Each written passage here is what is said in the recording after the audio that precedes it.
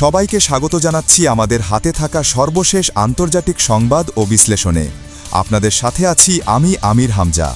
এটি একটি live TV news bulletin, সরাসরি স্টুডিও থেকে। আসসালামু আলাইকুম। মধ্যপ্রাচ্যের আকাশ আজ আবারও অগ্নিগর্ভ।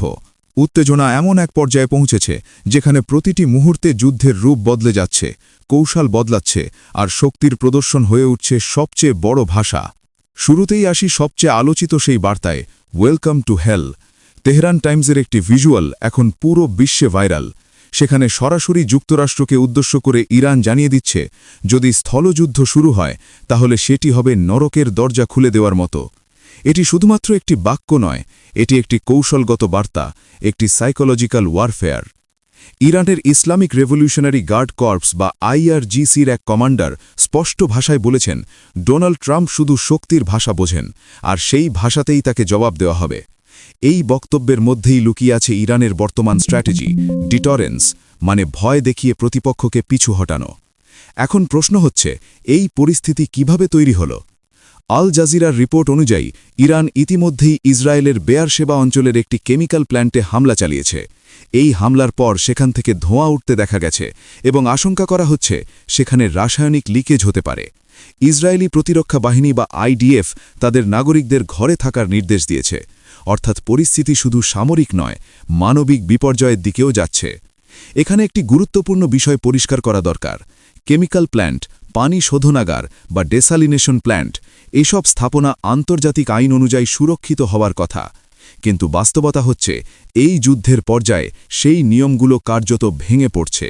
ইরান বলছে, তাদের ওপর যেভাবে ধারাবাহিকভাবে আঘাত এসেছে, তাদের নিউক্লিয়ার ফ্যাসিলিটি, এনার্জি প্ল্যান্ট, এমনকি শিক্ষা প্রতিষ্ঠান পর্যন্ত টার্গেট করা হয়েছে, তাতে তাদের সামনে বিকল্প খুব কম।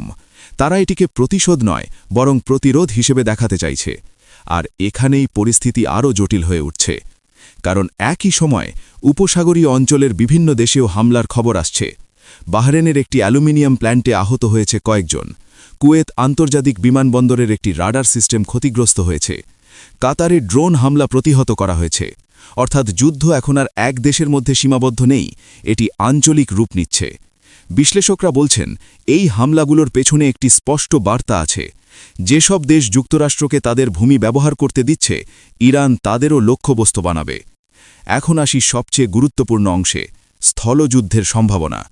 পেন্টাগনের ভেতর থেকে যে তথ্য বেরিয়ে আসছে তা অত্যন্ত উদ্বেগজনক। বলা হচ্ছে, যুক্তরাষ্ট্র কয়েক সপ্তাহব্যাপী একটি সীমিত স্থল অভিযান চালানোর প্রস্তুতি নিচ্ছে। হাজার হাজার মার্কিন সেনা ও মেরিন ইতিমধ্যেই মধ্যপ্রাচ্যে পৌঁছতে শুরু করেছে। USS ট্রিপলি, এই যুদ্ধজাহাজটিতে প্রায় ৩৫০০ মার্কিন সেনা রয়েছে এবং এটি এখন এই অঞ্চলে মোতায়েন। এর পাশাপাশি ৮২তম এয়ারবোর্ন ডিভিশনের সদস্যরাও প্রস্তুত। কিন্তু প্রশ্ন হচ্ছে, এই অভিযান কোথায়? সবচেয়ে বেশি আলোচনায় রয়েছে ইরানের খার্ক দ্বীপ। এটি ইরানের সবচেয়ে বড় তেল রপ্তানি কেন্দ্র, যেখান থেকে প্রায় ৯০% তেল বিশ্ববাজারে যায়। যদি যুক্তরাষ্ট্র এই দ্বীপটি দখল করে বা ধ্বংস করে, তাহলে ইরানের অর্থনীতি মারাত্মকভাবে ক্ষতিগ্রস্ত হবে।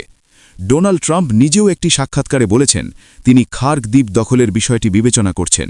তবে তিনি এটাও স্বীকার করেছেন, এটি করলে দীর্ঘ সময় সেখানে থাকতে হবে। এখন দেখুন, এখানে একটি দ্বন্দ্ব তৈরি হয়েছে। একদিকে যুক্তরাষ্ট্র বলছে এটি একটি কৌশলগত পদক্ষেপ হতে পারে। অন্যদিকে ইরান বলছে, যদি কেউ তাদের মাটিতে পা রাখে তাহলে সেটি হবে সর্বাত্মক যুদ্ধের সূচনা। ইরান ইতিমধ্যেই খার্ক দ্বীপে প্রতিরক্ষা জোরদার করেছে। এয়ার ডিফেন্স সিস্টেম শক্তিশালী করা হয়েছে, সৈন্য মোতায়েন বাড়ানো হয়েছে, এমনকি সমুদ্রের নিচে টানেল তৈরিরও খবর আসছে। অর্থাৎ তারা একটি সম্ভাব্য আক্রমণের জন্য পুরোপুরি প্রস্তুতি নিচ্ছে। এখন আসি আরেকটি গুরুত্বপূর্ণ দিকে, psychological warfare. Welcome to hell, এই বার্তাটি শুধু যুক্তরাষ্ট্রের জন্য নয়, বরং মার্কিন জনগণের জন্যও একটি সতর্কবার্তা। ইরান বলতে চাইছে, এই যুদ্ধের মূল্য হবে খুব বেশি এবং সেটি শুধু যুদ্ধক্ষেত্রে সীমাবদ্ধ থাকবে না। একজন মার্কিন কর্মকর্তার কথায়, এই যুদ্ধ পূর্ণমাত্রার আক্রমণ হবে না, বরং ছোট ছোট বিশেষ অভিযান হবে। কিন্তু বাস্তবতা হল, এই ছোট অভিযানগুলো বড় সংঘাতে রূপ নিতে পারে। এদিকে কূটনৈতিক প্রচেষ্টাও চলছে। পাকিস্তান, তুরস্ক, মিশর, সৌদি আরব, এই দেশগুলো চেষ্টা করছে পরিস্থিতি শান্ত করতে। পাকিস্তান এমনকি যুক্তরাষ্ট্রের প্রেসিডেন্টকে ইসলামাবাদে আমন্ত্রণ জানানোর কথাও বলেছে, যাতে আলোচনার মাধ্যমে সমাধান বের করা যায়। কিন্তু প্রশ্ন হচ্ছে, এই কূটনীতি কি যথেষ্ট? কারণ মাঠের বাস্তবতা বলছে উভয় পক্ষই এখন তাদের অবস্থান থেকে সরে আসতে রাজি নয়। ইরান বলছে তারা যুদ্ধের জন্য প্রস্তুত, যুক্তরাষ্ট্র বলছে তাদের কাছে অনেক অপশন আছে। এই অবস্থায় সবচেয়ে বড় ঝুঁকি হল একটি ভুল সিদ্ধান্ত, একটি ভুল হামলা, একটি ভুল হিসাব, যা পুরো অঞ্চলে বড় ধরনের যুদ্ধ ছড়িয়ে দিতে পারে। শেষ করার আগে একটা বিষয় স্পষ্ট করে বলা দরকার, এই যুদ্ধ শুধু দুই দেশের মধ্যে নয়, এটি একটি জটিল জিওপলিটিক্যাল সংঘর্ষ, যেখানে জড়িয়ে আছে তেল, সমরতান্ত্রিক অবস্থান, আঞ্চলিক প্রভাব এবং বিশ্ব রাজনীতি। আগামী 48 ঘণ্টা অত্যন্ত গুরুত্বপূর্ণ। পরিস্থিতি যেদিকে যাচ্ছে তাতে বলা যায় যুদ্ধ শুরু হয়েছে কিনা সেটি আর মূল প্রশ্ন নয়। এখন প্রশ্ন হল এই যুদ্ধ কতটা বড় হবে। আপনারা আমাদের সাথেই থাকুন, আমরা প্রতিটি আপডেট আপনাদের সামনে তুলে ধরব। আল্লাহ হাফেজ।